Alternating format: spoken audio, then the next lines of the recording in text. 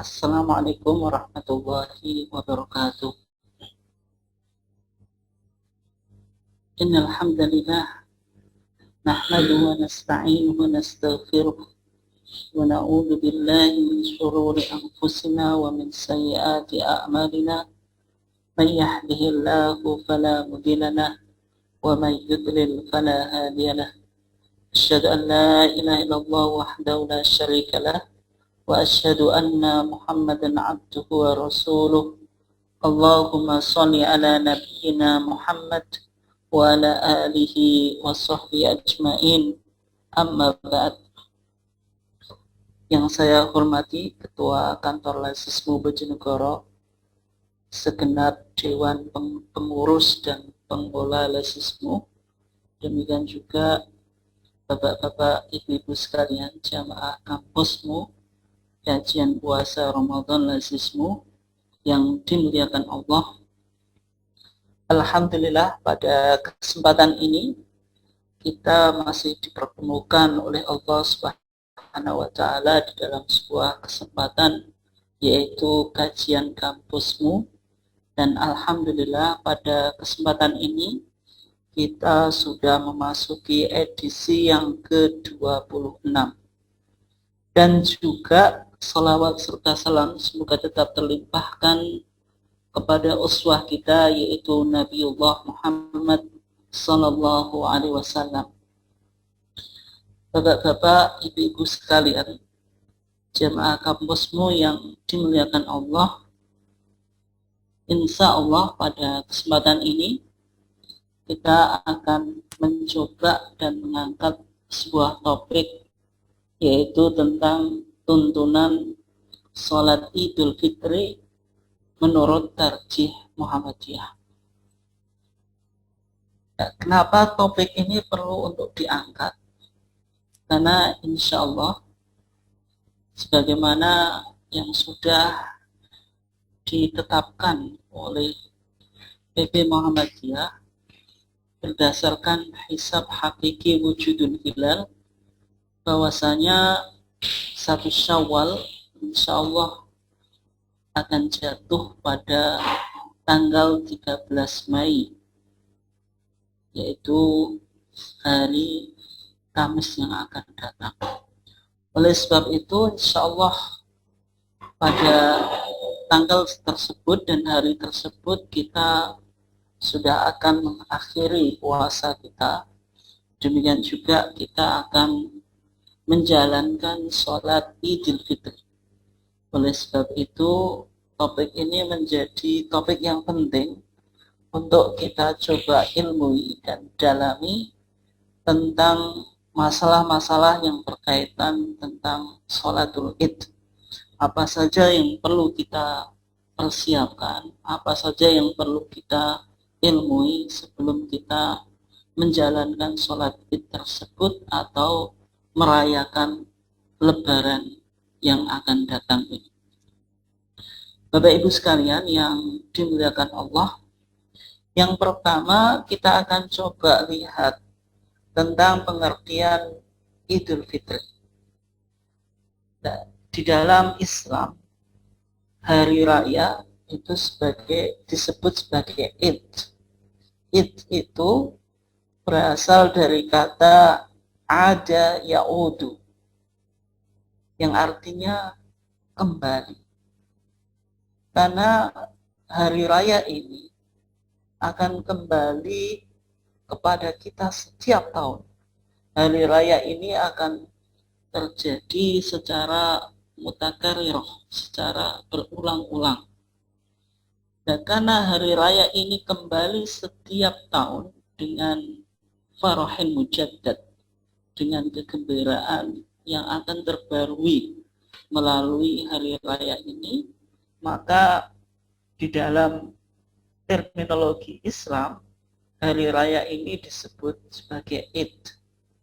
Dan nanti kita akan lihat bahwasannya Id itu terbagi menjadi dua. Ada Idul Fitri dan Idul Adha. Kemudian kata Id tadi, sebagaimana yang kita pahami di dalam bahasa Indonesia, sering diterjemahkan dengan istilah hari raya. Sehingga seolah-olah dengan melihat kata Id tadi, maka Id itu sama dengan musim, sebuah musim yang akan berulang, yang akan datang setiap tahunnya, yang mana umat Islam akan merasakan sebuah kegembiraan. Kegembiraan itu akan terjadi secara mujaddad, secara terbaru atau terbarui setiap tahun. Nah, kemudian Bapak Ibu sekalian yang dimuliakan Allah, kalau kita mencoba memahami makna Idul Fitri, Idul Fitri itu adalah hari raya yang dihubungkan dengan Al-Fitri. Al-Fitri itu artinya berbuka. Ya, karena kita merayakan hari raya ini ketika kita selesai menjalankan ibadah puasa Ramadan dan kita kembali ke dalam kondisi yang normal, yaitu kita tidak berpuasa lagi sebagaimana hari-hari sebelum Ramadan. Sehingga perayaan ini karena dihubungkan dengan pasca kita menjalankan ibadah puasa, yang mana ibadah puasa itu diantara maknanya al-imsak anil akli wasyurbi, yaitu kita menahan diri kita dari makan dan minum, sehingga ketika kita sudah diperbolehkan oleh Allah Subhanahu wa taala untuk melakukan hal yang mubah, yaitu makan dan minum. Setelah kita menjalankan ibadah puasa, maka kegembiraan ini yang dihubungkan dengan Idul Fitri, yaitu dihubungkan dengan sebuah perayaan, sebuah hari raya, sebuah hari yang penuh keberkahan, hari yang penuh kesenangan, yaitu yang disebut dengan Idul Fitri. Oleh sebab itu Rasulullah SAW mengatakan, Al-Fitru yauma yuftirun nas. Hari raya Idul Fitri itu hari raya yang manusia itu berbuka. Sehingga di dalam ajaran kita, di antara hari-hari yang diharamkan untuk menjalankan ibadah puasa, di antaranya adalah tanggal 1 Syawal, karena di situ ada Idul Fitri. Karena Idul Fitri ini maknanya kita kembali berbuka setelah kita menjalankan ibadah puasa selama 1 bulan penuh. Sehingga Nabi tadi mengatakan Al-Fitru yauma yuftirun nas. Hari raya Idul Fitri itu hari raya yang umat Islam itu bergembira, bersenang-senang setelah Allah Subhanahu wa taala mewajibkan kepada mereka untuk menjalankan ibadah puasa selama 1 bulan penuh. Ya ayyuhalladzina amanu kutiba alaikumus syiyam kama kutiba alal ladzina min qablikum la'allakum tattaqun. Jamaah kampusmu yang dimuliakan Allah, ya, kalau kita lihat hari raya Idul Fitri ini yang dihubungkan dengan sholat Idul Fitri juga. Dan sebenarnya ini disyariatkan pada tanggal berapa di dalam historitas atau sejarah Islam, yaitu Idul Fitri ini disyariatkan pada tahun pertama Nabi sampai di Madinah. Dan ketika itu digambarkan ketika Nabi Muhammad SAW sampai kepada kota Madinah, yaitu kota yang Nabi hijrah atau melakukan migrasi dari Makkah Al-Mukarramah menuju Al-Madinah Al-Munawwarah. Maka ketika itu penduduk Madinah itu ternyata sudah memiliki 2 hari yang mereka merayakannya, yang mereka bersenang-senang. Maka dalam hadis itu dikatakan walahum yaumani yal'abuna fihima. Orang-orang penduduk Madinah itu memiliki 2 hari yang mereka bermain-main, merayakan, bergembira di dalam hari tersebut. Maka ketika itu Rasulullah bertanya kepada mereka, ma hadzanil yauman, apa 2 hari ini yang mana engkau merayakannya? Maka mereka menjawab, ya Rasulullah, kunna nal'abu fihima fil jahiliyah. Ya Rasulullah, kami sudah merayakan 2 hari raya ini di masa jahiliyah. Kemudian Rasulullah mengatakan kepada mereka, innallaha qad abdalakum bihima khairan minhuma yaumal adha wa yaumal fitri. Sesungguhnya Allah telah menggantikan kepada kamu sekalian 2 hari yang engkau telah merayakannya di masa jahiliyah itu, yang mana 2 hari raya ini lebih baik daripada 2 hari raya yang engkau telah merayakannya di masa jahiliyah, yaitu yang pertama Yaumal Adha, kemudian yang kedua Yaumal Fitri. Dan ini artinya apa? Artinya Rasulullah Shallallahu Alaihi Wasallam mencoba menghidupkan sebuah perayaan yang sudah ada di masa jahiliyah.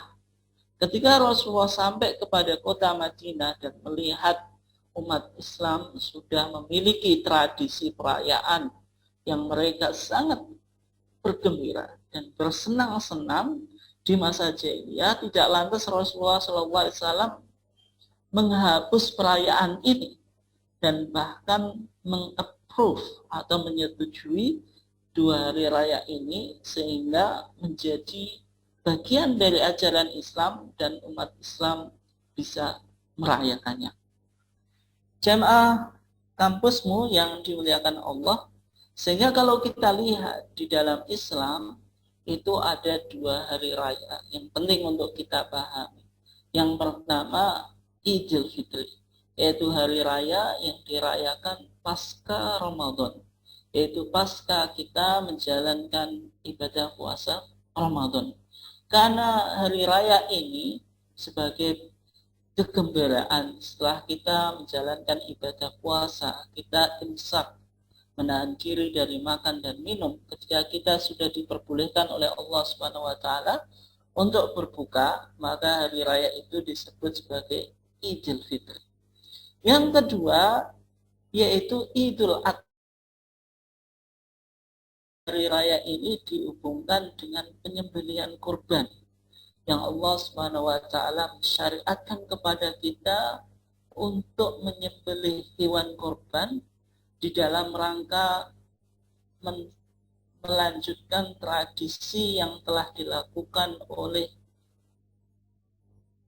Abu Tauhid, yaitu bapaknya ajaran monoteisme, yaitu ajaran Islam yang dilakukan oleh Nabiullah atau Khalilullah Ibrahim alaihissalam. Karena penyembelihan binatang kurban itu dilakukan waktu duha secara umum, maka disebut sebagai Idul Adha, karena menunjukkan waktu yang secara umum kurban itu disembelih pada waktu duha. Nah, Bapak Ibu sekalian yang dimuliakan Allah, yang menarik ternyata ketika Islam memperkenalkan ada yang disebut sebagai Id, yaitu hari yang kembali setiap tahun, dan di situ umat Islam dianjurkan untuk bergembira, bermain, kemudian mengekspresikan berbagai macam kegembiraan, dan muncul di negara-negara Islam dengan berbagai macam tradisi.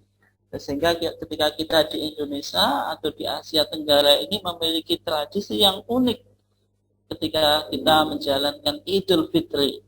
Maka setiap kita mengunjungi rumah tetangga kita, saudara-saudara kita, maka itu merupakan sebuah kegembiraan yang luar biasa. Kemudian Idul Adha ini juga kegembiraannya yang luar biasa ketika umat Islam mungkin jarang merasakan daging, maka Idul Adha dengan kita dianjurkan untuk berkorban, maka kegembiraan kita melalui daging-daging yang ada di dalam Idul Adha ini memiliki nilai tersendiri. Tetapi Islam tidak hanya memberikan kegembiraan kepada umatnya, bahwasanya kegembiraan ini tidak dikoneksikan atau tidak dihubungkan dengan ritual. Maka kalau kita cermati yang menarik, hari kegembiraan, Yaumul Id atau Yaumul Farah, ini selalu dihubungkan di dalam ajaran Islam dengan sebuah ritual yang disebut sebagai Sholatul Id. Sehingga Rasulullah Shallallahu Alaihi Wasallam itu menganjurkan kepada kita bahwasanya di dalam bentuk bagaimana kita merayakan 2 hari raya itu, yaitu kita dianjurkan atau disunahkan untuk melakukan sholat id. Sehingga kalau kita lihat di dalam keterangan hadis dari Ibnu Umar, bahwasanya ia berkata, kana Rasulullah sallallahu alaihi wasallam wa Abu Bakrin wa Umar radhiyallahu anhum yusalluna al-idaini qabla al-khutbah. Menurut Ibnu Umar, yaitu anaknya Ibnu Umar, bahwasanya Rasulullah sebagai pemimpin pertama di dalam sejarah Islam. Kemudian setelah Rasulullah wafat, maka diganti oleh Abu Bakar, sosok yang sangat senior, disegani, yang sangat sepuh, yang luar biasa. Kemudian Umar, seorang yang ahli ijtihad, dia sangat berani. Nah, ini menjadi pemimpin pasca Rasulullah. Maka mereka yusallunal idain, salat 2 hari raya, yaitu Idul Fitri dan Idul Adha, qoblal khutbah, sebelum melaksanakan khutbah. Artinya salat idain ini meskipun ada syariat yang disebut khutbah, tetapi yang menarik khutbahnya itu dilakukan dilakukan setelah sholat, atau sholatnya itu dilakukan sebelum khutbah. Berbeda dengan sholat Jumat, yang mana khutbahnya itu dilakukan sebelum sholat. Ini diriwayatkan oleh Al-Imam Bukhari dan Muslim. Jadi intinya dari hadis ini bisa kita pahami, meskipun ajaran Islam memberikan 2 hari yang mana umat Islam disuruh bergembira, merasakan kegembiraan, merasakan kesenangan. Ternyata sebagai bentuk ketaatan kita kepada Allah, jangan sampai kegembiraan itu tidak dihubungkan dengan bentuk ibadah. Oleh sebab itu Allah tetap menghubungkan baik Idul Fitri dan Idul Adha itu dengan sholat yang di dalam Islam disebut sholatul idain, yaitu sholat 2 hari raya. Bapak Ibu sekalian yang dimuliakan Allah, oleh sebab itu yang perlu kita pahami pada kesempatan ini, kita akan mencoba mengkaji beberapa amalan yang berkaitan tentang Idul Fitri. Yang pertama, ada sebuah amalan yang perlu kita pahami, yaitu tentang takbiran pada malam hari raya Idul Fitri. Nah, di antara kesunahnya, kita disuruh untuk mengumandangkan takbir pada malam hari raya Idul Fitri. Maka memperbanyak mengumandangkan takbir ini dilakukan sejak kapan? Yaitu sejak ghurubis syamsi, yaitu ketika matahari sudah terbenam, sampai besok ketika kita akan menjalankan sholat id. Jadi ketika kita sudah berada di akhir bulan Ramadan, kemudian matahari sudah terbenam, nah saat itu pula kita sudah dianjurkan untuk memperbanyak membaca takbir.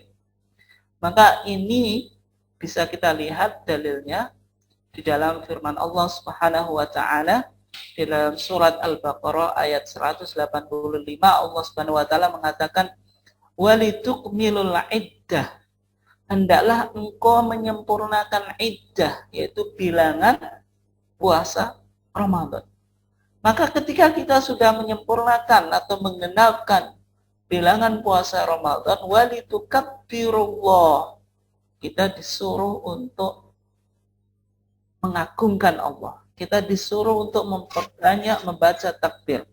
Ala ma hadakum, atas apa yang Allah memberi petunjuk kepada kamu sekalian. Wala'allakum tashkurun, supaya kamu bersyukur. Nah, ini artinya apa? Kalau kita lihat redaksi ini, walitukmilul iddah, maka ketika kita sudah menyempurnakan bilangan puasa Ramadan, kita disuruh apa? Walitukabbirullah, kita disuruh untuk membaca takbir. Artinya iddah atau bilangan puasa Ramadan itu berakhir ketika hari yang terakhir daripada bulan Ramadan, ketika sudah apa? Terbenam matahari. Dan ketika itu, ketika kita sudah menyempurnakan iddah, maka yang dianjurkan untuk kita apa? Wasari'u ila maghfiratin min rabbikum. Kita disuruh ketika melihat sesuatu yang baik, itu disuruh mempercepat melakukannya, atau fastabiqul khairat. Nah, sehingga ketika kita sudah menyelesaikan puasa Ramadan, maka kita dianjurkan langsung untuk bertakbir. Maka dari sini pandangan ulama, perpandangan termasuk juga majelis tarjih, bahwasanya takbir pada hari raya Id itu, ya maksudnya Idul Fitri itu dilakukan sejak matahari terbenam, hingga besok sampai hingga esok ketika kita mau menjalankan sholat Idul Fitri. Nah, kemudian kalau kita lihat beberapa hadis yang berkaitan dengan takbiran atau takbir. Misalnya ada beberapa riwayat dari Ibnu Umar, bagaimana praktek takbiran yang dilakukan oleh Ibnu Umar. Maka kalau kita lihat di sini, An Ibni Umar annahu kana idza ghada ilal musalla. Dari Ibnu Umar bahwasanya apabila ia pergi ke musalla, yaitu tempat yang digunakan untuk salat Id, yaumal Id, pada hari raya Id, kabbaro, ya takbir. Artinya Ibnu Umar ketika menuju musalla atau tempat salat, ia sudah mengumandangkan takbir. Ya, tentu takbirnya masyian, dalam keadaan berjalan, sehingga di dalam pandangan tarjih takbir itu masyian mukabbiro, yaitu kita berjalan menuju musola yang kita gunakan untuk sholat Id dalam keadaan bertakbir. Farafa'a sautahu bitakbir, maka Ibnu Umar itu mengangkat suaranya ketika membaca takbir, menunjukkan hari tersebut sebagai hari kegembiraan. Maka kita dianjurkan untuk mengagungkan dan mengumandangkan takbir dengan suara yang keras sebagai bentuk mensiarkan kalimat-kalimat Allah, mengagungkan Allah di hari yang penuh kemuliaan dan penuh kegembiraan dan juga penuh kebahagiaan. Nah, kalau kita lihat juga masih sama dari keterangan Ibnu Umar, annahu kana idza ghada ilal musalla yaumal fitri idza tala'atis syamsu fayukabbiru hatta ya'tiya al musalla. Bahwasanya Ibnu Umar ketika ia menuju tempat sholat yaumal fitri, hari raya Idul Fitri, ketika kapan berangkatnya? Idza tala'atis syamsu, ketika matahari sudah terbit, fayukabbiru, maka ia takbir dari rumahnya sampai ke musola. Musola ini yaitu tempat sholat. Jangan dipahami musola yang merupakan bangunan yang ada di negara kita. Musola ini adalah tempat yang digunakan untuk mengerjakan sholat Id, yaitu di tanah lapang. Kalau di zaman Rasulullah yang disebut musola itu tanah lapang yang kurang lebih 200 meter dari Masjid Nabawi, yang dalam prakteknya Rasulullah SAW ketika menjalankan sholat Id, saja Rasulullah menjalankan sholat Id di Masjid Nabawi karena asobahum matorun, ketika itu ada hujan yang lebat. Tsumma yukabbiru bil musholla. Ketika Ibnu Umar itu sampai ke musholla, yaitu tempat sholat, beliau masih takbir. Hatta idza jalasal imamu taraka takbir. Sampai imam atau khotib. Karena dalam riwayat hadis itu menggunakan istilah imam. Karena imam ini juga khotib. Hatta idza jalasal imam. Ketika imam sudah duduk, maksudnya sudah datang di tempat musholla, tarokat takbir. Beliau meninggalkan takbir. Ini artinya Ibnu Umar ini betul-betul mensyiarkan hari raya Id dengan memperbanyak membaca takbiran. Takbir itu dilakukan oleh Ibnu Umar ketika ia keluar rumah sampai menuju musola, tempat sholat. Berarti di jalannya juga mengumandangkan takbir. Ketika di musola, Ibnu Umar masih menjalankan takbir, mengumandangkan kalimat Allah sampai menunggu imam datang, kemudian memulai sholat Id. Gitu. Nah, Bapak Ibu sekalian yang dimuliakan Allah, yang penting untuk kita pahami di sini, kalau kita tahu dianjurkan, kalau kita sudah tahu bahwasanya kita dianjurkan untuk mengumandangkan takbir atau memperbanyak takbir Lailatul Id di malam hari raya Id, mulai dari malam hari raya Id.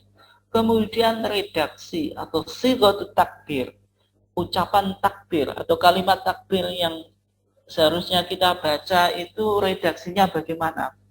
Kalau kita lihat di dalam TJA, tanya jawab agama, yang berupa fatwa-fatwa tarjih, maka di sana dijelaskan tentang beberapa redaksi yang mungkin kita gunakan untuk takbir. Maka ada beberapa riwayat. Yang pertama, takbir itu diucapkan 3 kali.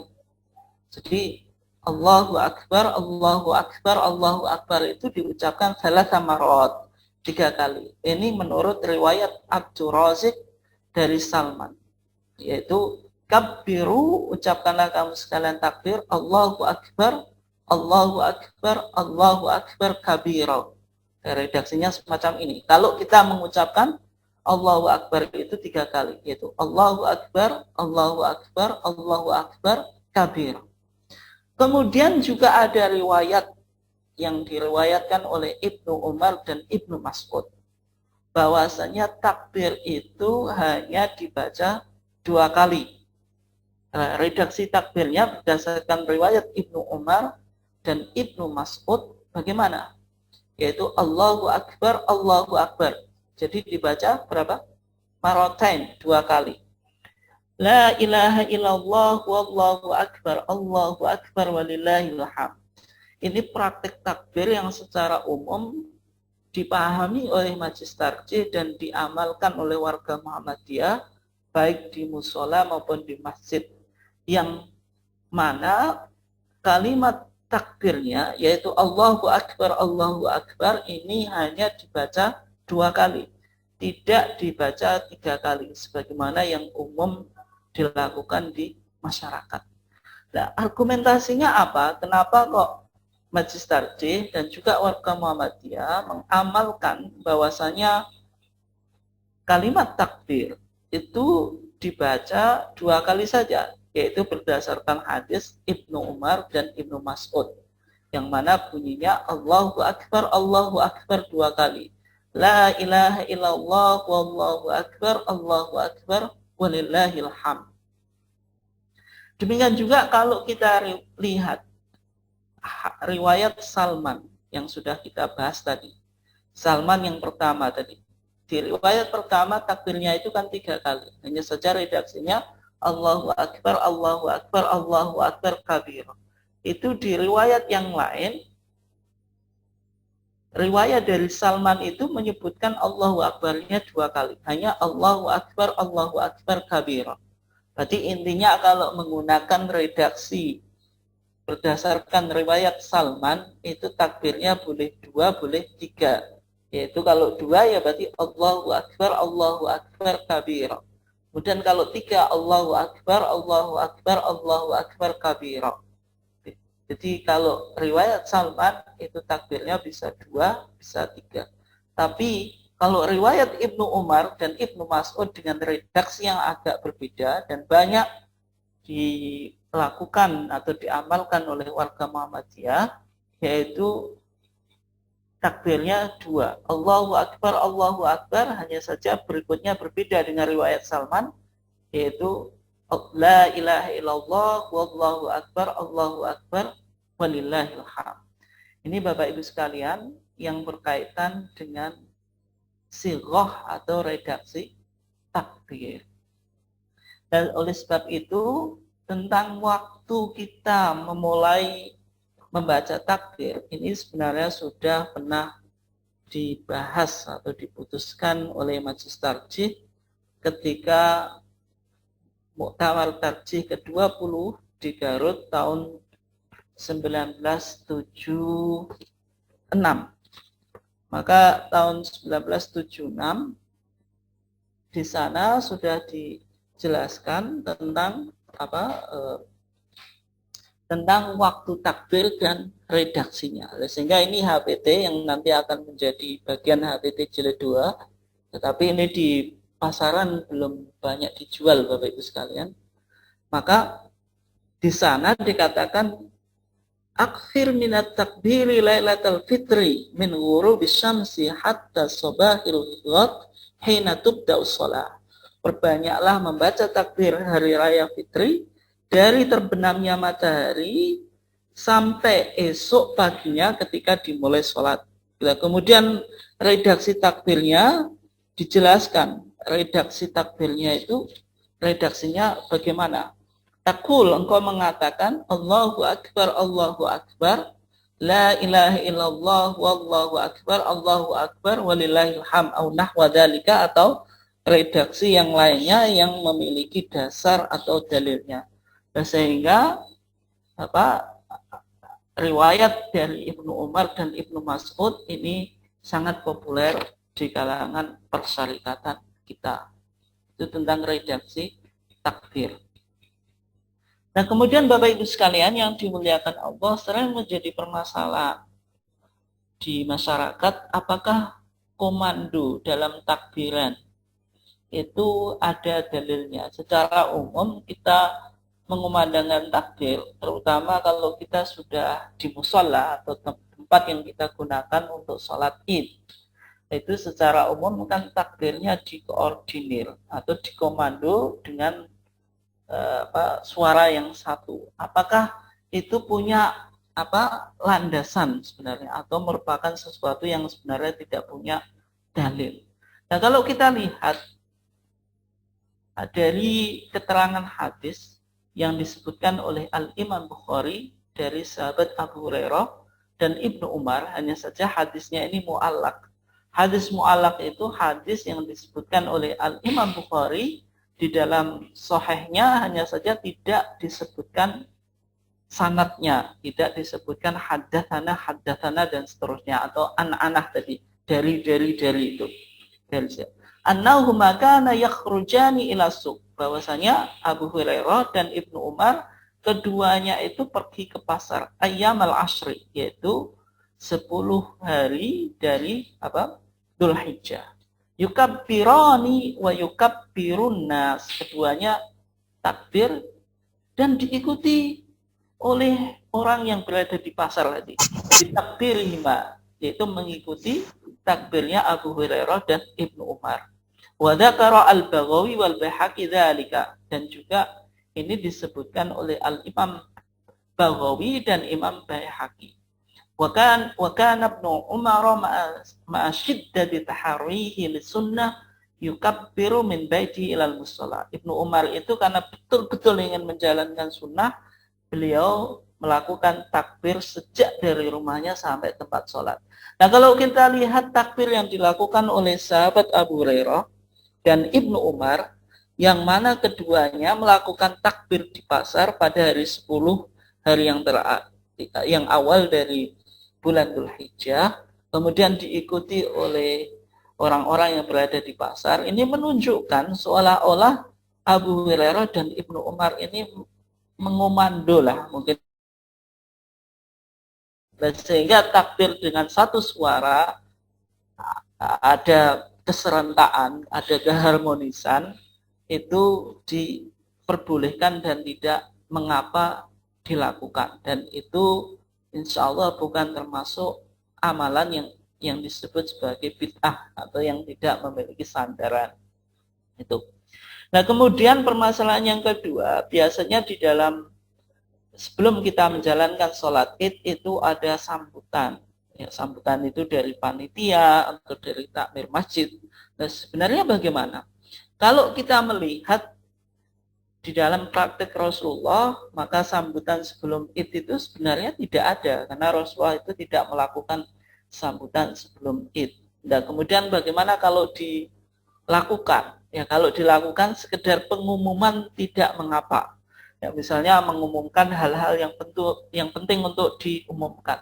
Tetapi kalau diperpanjang, kalau sambutannya itu bahkan nanti menandingi khutbah id. Ya, di beberapa tempat itu sambutan sebelum sholat id ini sangat panjang itu, dan bahkan seolah-olah menjadi rangkaian yang integral dengan sholat id. Ya, semacam itu sebaiknya tidak dilakukan. Tetapi kalau sekedar memberikan informasi mungkin tentang infak yang masuk atau hal-hal yang dianggap penting yang sekadarnya sehingga tidak menyita banyak waktu, ya meskipun sebenarnya ini juga tidak ada sumbernya dari Nabi, tetapi karena menganggap maslahat, aspek maslahatnya, ya tidak mengapa. Hanya saja kalau menyita waktunya terlalu lama dan bahkan menyita ibadah yang penting, yaitu sholat id kemudian khutbah, itu yang sebaiknya tidak dilakukan. Nah, kemudian Bapak Ibu sekalian yang dimuliakan Allah, kemudian bagaimana kita di dalam menjalankan takbiran pada saat kita masih di masa pandemi COVID-19 ini? Apakah perlu kita melakukan takbiran keliling atau takbir keliling? Kemudian takbir dengan beramai-ramai menggunakan kendaraan atau menggunakan sepeda keliling kampung dan sebagainya, kan itu. Apakah itu perlu untuk dilakukan atau tidak?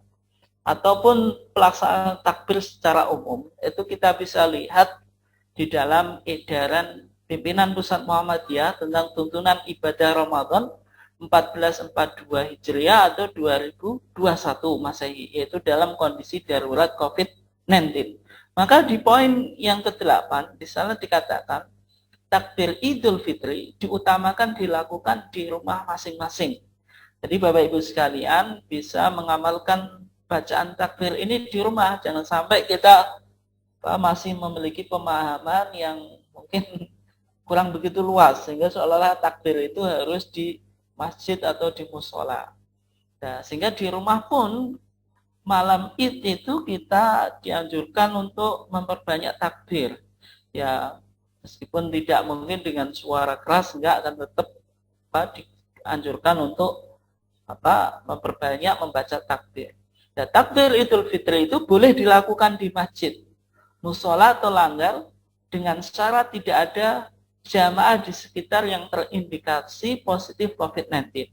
Ya misalnya kalau lingkungan kita steril, tidak ada kasus COVID-19, masjid dan musola kita itu ya boleh tetap untuk dilakukan takbiran, itu masih boleh. Tetapi yang perlu diperhatikan tadi, dilakukan pembatasan jumlah orang. Jangan sampai di masjid itu nanti yang ikut takbiran membludak. Nah, sehingga physical distancing atau physical distancing ini tidak dihiraukan atau diabaikan. Nanti dengan konsentrasi banyak orang tersebut malah menjadi sarang wabahnya atau penularan COVID-19. Itu yang diperhatikan oleh edaran PP Muhammadiyah ini. Dan tetap menerapkan prokes, yaitu protokol kesehatan terkait COVID-19 secara disiplin, memakai masker, kemudian cuci tangan dan sebagainya. Ini hal-hal yang perlu diperhatikan ketika kita nanti menjalankan takbir atau mengumandangkan takbir di masjid atau di musola. Adapun takbir keliling, ya kalau kita lihat tidak ada edarannya secara khusus, tapi ya sebaiknya tidak dilakukan karena kan kita masih berada di dalam kondisi darurat COVID-19 ini. Nah, kemudian Bapak Ibu sekalian yang dimuliakan Allah, tadi yang berkaitan dengan takbiran. Kemudian ada beberapa kesunahan yang perlu kita perhatikan sebelum kita menjalankan sholat Idul Fitri nanti. Yang pertama yaitu berhias dengan pakaian bagus. Nah, ini redaksinya pakaian bagus. Jangan sampai Bapak Ibu sekalian memahami bahwasanya pakaian yang kita pakai di dalam sholat Idul Fitri itu harus yang terbaru atau yang paling mahal. Nanti, ataupun juga dipahami bahwasanya setiap hari raya Id kita harus memiliki pakaian yang baru dan paling mahal. Bukan semacam itu.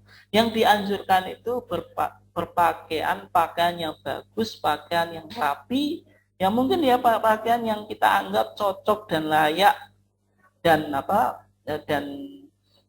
layak untuk digunakan di Idul Fitri itu. Tidak harus yang paling baru atau yang paling mahal. Dan memakai wangi-wangian. Hanya saja memakai wangi-wangian bagi ibu-ibu juga perlu dicatat, jangan sampai wangi-wangiannya itu menggoda tetangganya. Jadi ibu-ibu boleh memakai wangi-wangian, tapi wangi-wangian yang biasa, jangan sampai baunya itu nanti menggoda orang yang di sampingnya. Yang semacam itu tentu lebih baik tidak dilakukan. Gitu. Nah, kalau kita lihat di sini ada keterangan dari dua hadis. Yang pertama dari Ja'far ibn Muhammad dari ayahnya, dari kakeknya, anna Nabiya sallallahu alaihi wasallam kana yalbasu burda hibaratin fi kulli Id.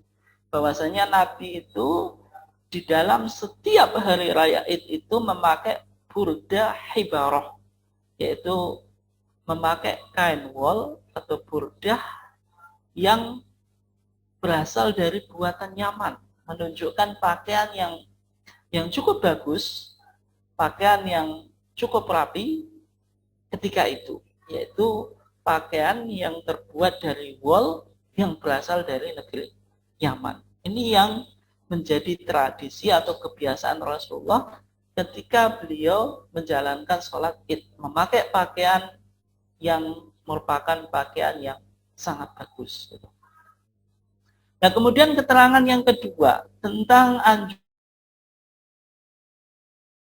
ini berdasarkan hadis Zaid ibn al-Hasan dari Ali, dari ayahnya, bahwasanya ia berkata, amarona Rasulullah sallallahu alaihi wasallam fil Idain.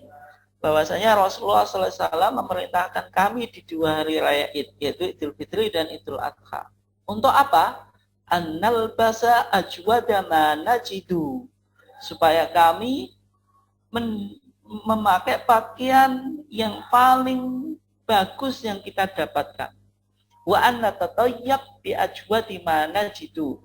Dan kita memakai wangi-wangian yang paling baik yang kita gunakan. Ini artinya apa? Artinya pakaian harus diperhatikan, kemudian wangi-wangian juga harus diperhatikan. Kenapa kok pakaian dan wangi-wangian ini harus diperhatikan? Yang pertama, kita di hari kegembiraan, kemudian yang kedua jangan sampai Id yang kita berinteraksi dengan banyak orang itu kemudian bau kita masih tidak enak, gitu. Sehingga dianjurkan memakai wangi-wangian. Hanya saja di dalam tuntunan Idul Fitri menurut tarjih itu tidak disebutkan tentang al-ghuslu, mandi. Ya, karena tidak ditemukan hadis tentang mandi Id secara sharih, secara jelas. Ya meskipun mandi itu ya tetap dilakukan. Karena jangan sampai nanti warga Muhammadiyah karena tuntunannya tidak menyebutkan mandi di tuntunan ijen. Misalnya di kayak buku yang ini dipublish oleh Majelis Tarjih, bukunya kecil yaitu tuntunan ijen dan korban, karena tidak menyebutkan mandi kemudian nggak mandi. Ya ini nanti jadi masalah. Ya tetap mandi itu dianjurkan berdasarkan kesunahan keumuman. Meskipun kita belum mendapatkan dalil secara spesifik yang berkaitan tentang mandi pada saat Iden. Nah, kemudian selanjutnya Bapak Ibu sekalian yang dimuliakan Allah, di antara kesunahnya apa? Makan sebelum sholat Idul Fitri. Jadi kalau kita menjalankan sholat Idul Fitri, itu sunahnya kita makan dulu. Kalau Idul Adha, makannya setelah sholat. Nah, kenapa kok demikian? Karena setelah 1 bulan penuh, kita itu menjalankan ibadah puasa. Nah, sehingga untuk mengawali sholat id itu, kita dianjurkan untuk makan dulu. Karena tradisi atau kebiasaan yang sudah kita lalui selama 1 bulan ini kan, kita tidak makan pagi karena puasa. Sehingga ketika kita menjalankan sholat id, sebelum sholat id itu dianjurkan untuk apa? Untuk makan dulu. Berbeda dengan Idul Adha. Karena Idul Adha itu kita punya hewan korban. Daging korban itu kan disembelih pasca sholat. Sehingga kita dianjurkan makannya setelah sholat. Itu maknanya semacam itu. Nah, kalau kita lihat keterangan hadisnya, ada 2 hadis yang saya bawakan di sini. Yang pertama, riwayat Imam Bukhari, yaitu an Anas bin Malik qol, kana Rasulullah sallallahu alaihi wasallam la yaghdu yaumal fitri hatta yakula tamarat. Rasulullah itu tidak pergi pada atau berangkat sholat pada hari raya Id sampai beliau memakan beberapa kurma. Dan riwayat yang lain menjelaskan kurma yang dimakan Rasulullah itu witron, yaitu ganjil. Ini menunjukkan Rasulullah makan dulu sebelum sholat Id. Kemudian hadis yang kedua dari Abdullah ibn Buraidah, dari ayahnya. Karena Nabi sallallahu alaihi wasallam la yakhruju yaumal fitri hatta yat'ama. Rasulullah itu tidak keluar hari raya Idul Fitri hatta sehingga yat'ama. Rasulullah itu makan dulu gitu. Ini yang perlu untuk apa? Kita pahami. Kemudian selanjutnya Bapak Ibu sekalian yang dimuliakan Allah, di antara kesunahannya dianjurkan berangkat dengan berjalan kaki dan pulang melalui jalan lain. Ini kalau memungkinkan kan gitu. Ya, sehingga yang lebih baik kita jalan kaki, kemudian masyan mukabbiro, dalam keadaan berjalan dan bertakbir. Ini kalau musholanya mungkin bisa dijangkau atau sangat dekat. Tapi kalau jauh, ya kalau jalan kaki nanti nggak sampai malah ketinggalan sholat. Ya.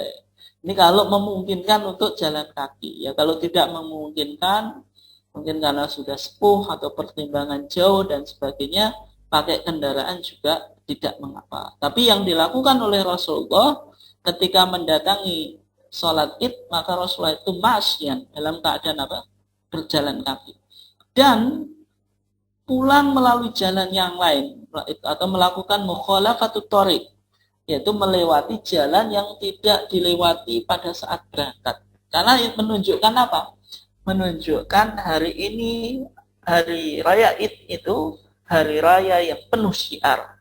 Sehingga sebagai bentuk kesiaran kita memeriahkan dan menyapa atau berkomunikasi dengan orang-orang yang mungkin belum kita ketemu, ya, itu diantara beberapa hikmahnya.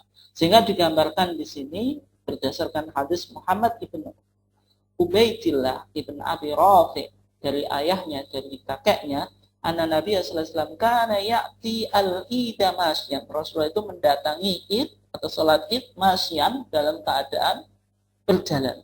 Wa yarji'u fi ghairi thariq alladhi ibtada'a fi, dan kembali di jalan yang di jalan lain yang ia berangkat tadi. Ini diantara kesunahannya juga. Nah, kemudian Bapak Ibu sekalian yang dimuliakan Allah, kemudian yang perlu kita perhatikan, pelaksanaan sholat Idul Fitri itu dihadiri oleh semua umat Islam. Semua elemen umat Islam, baik kecil atau anak-anak, kemudian besar atau dewasa, kemudian kaum tua, kemudian kaum muda, laki-laki, perempuan. Bahkan yang menarik, Rasulullah tetap memotivasi dan menganjurkan wanita-wanita yang memiliki mawani atau halangan, misalnya wanita yang sedang haid, menstruasi, itu tetap disupport oleh Rasulullah supaya ikut hadir di dalam sholat id.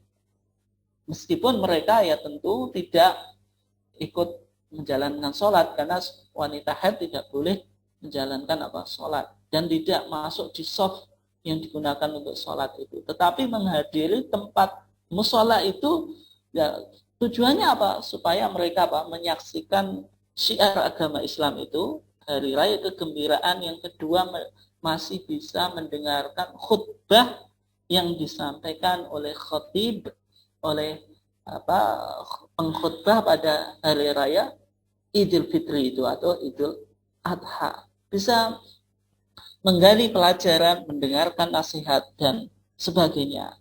Ya meskipun ini mungkin di masyarakat agak aneh, dan bahkan mungkin ibu-ibu Aisyah misalnya ada yang mempraktekkan, ini kenapa kok wanita perempuan sudah datang di Id kok malah nggak ikut sholat, terus gerombol, fungsinya apa?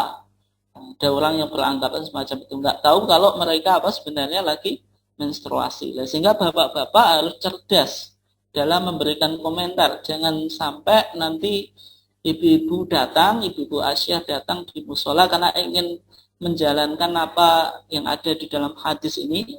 Kita coba nanti baca hadisnya, ternyata malah ditanggapi atau dikomentari oleh bapak-bapak secara negatif. Tidak tahu juga bapak-bapak ternyata ada anjuran bahwasanya wanita itu meskipun lagi menstruasi tidak ikut sholat id, tetapi tetap dianjurkan untuk mendatangi tempat sholat itu, yaitu musola.